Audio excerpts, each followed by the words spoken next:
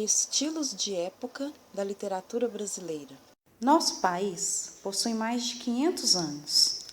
Ao longo de todo esse tempo, sucederam-se crises, vitórias, conquistas, revoltas, mudanças. Os acontecimentos históricos marcaram a formação de cada cidadão e da sociedade em geral. As manifestações culturais são a expressão da constituição desses seres sociais e estão marcadas pelas peculiaridades de cada tempo e local.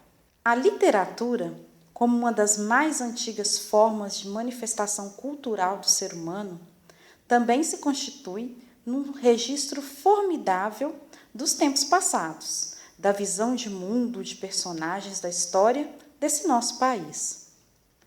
Sendo a literatura um reflexo, uma representação e um registro da sociedade, por meio dela, podemos conhecer os acontecimentos históricos sob o ponto de vista de um cidadão contemporâneo aos acontecimentos, filtrados pelo seu modo de viver e de ver a vida da sociedade na qual estava inserido. Apesar de uma obra literária ser um registro pessoal, algumas características são comuns a grupos de obras escritas contemporaneamente. Posteriormente, tais obras foram estudadas por especialistas e, a partir da aproximação das mesmas e da análise dos fatos históricos contemplados por elas, foram definidos estilos de época, que nada mais são do que agrupamentos de obras literárias e artísticas por traços comuns entre si.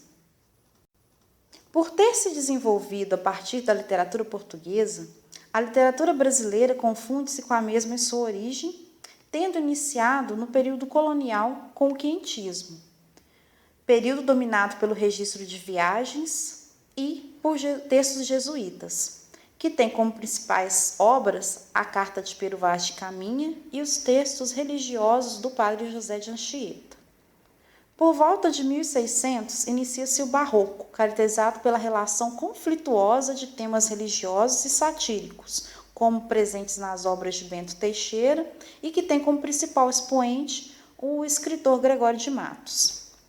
Inspirado por anseios de libertação da colônia, o arcadismo, estilo do final do século XVIII, conjuga temas líricos, épicos e satíricos. Seus principais representantes, os inconfidentes Tomás Antônio Gonzaga, Cláudio Manuel da Costa, José Basílio da Gama, foram também importantes no campo político por ecoarem o desejo de independência da colônia. Voltado à construção da identidade nacional, o romantismo, estilo do século XIX, foi o primeiro movimento a reivindicar uma identidade literária brasileira. Estendeu-se tanto pela prosa como pela poesia e teve como principais representantes Antônio Gonçalves Dias na primeira fase, Álvares de Azevedo e Fagundes Varela na segunda fase, Castro Alves, José de Alencar e Joaquim Manuel de Macedo na terceira fase.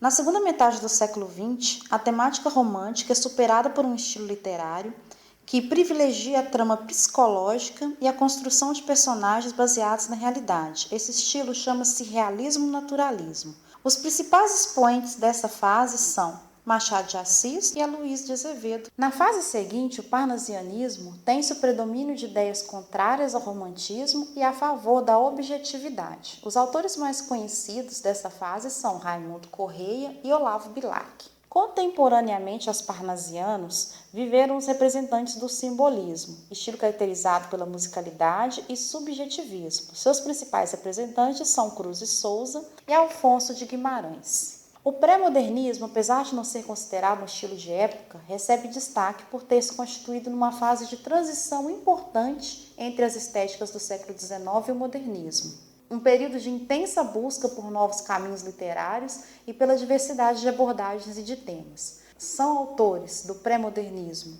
Euclides da Cunha, Monteiro Lobato, Lima Barreto e Augusto dos Anjos. Por fim, o modernismo, um período iniciado formalmente com a Semana de Arte Moderna, representou o amadurecimento da literatura nacional. Suas três fases possibilitaram que o país evoluísse para o grande número de tendências literárias atuais, em um movimento de busca e resgate da brasilidade da obra de arte nacional. Seus principais representantes: Mário de Andrade e Oswald de Andrade na primeira geração, Cecília Meirelles, Carlos Drummond de Andrade, Raquel de Queiroz na segunda geração, João Guimarães Rosa, Clarice Lispector e João Cabral de Melo Neto na terceira geração, para citar alguns dos principais representantes. Na contemporaneidade, a vida urbana é um dos principais motes literários. Há um grande número de escritores de relevo e outros ainda sendo descobertos pelo grande público. Por exemplo, Nélida Pinhon, Raduar Nassar, Luiz Rufato, Carlos Heitor Coni, Ferreira Goulart, Adélia Prado. Contudo, cabe a outras gerações estudar e definir o estilo atual. A nós contemporâneos cabe vivê-lo e aproveitá-lo. Vimos que a literatura é um registro formidável da vida em sociedade e o retrato de um país descrito pelas lentes de alguém que viveu e registrou o momento histórico. Não perca tempo, visite cada período da Constituição do Brasil por meio de sua literatura.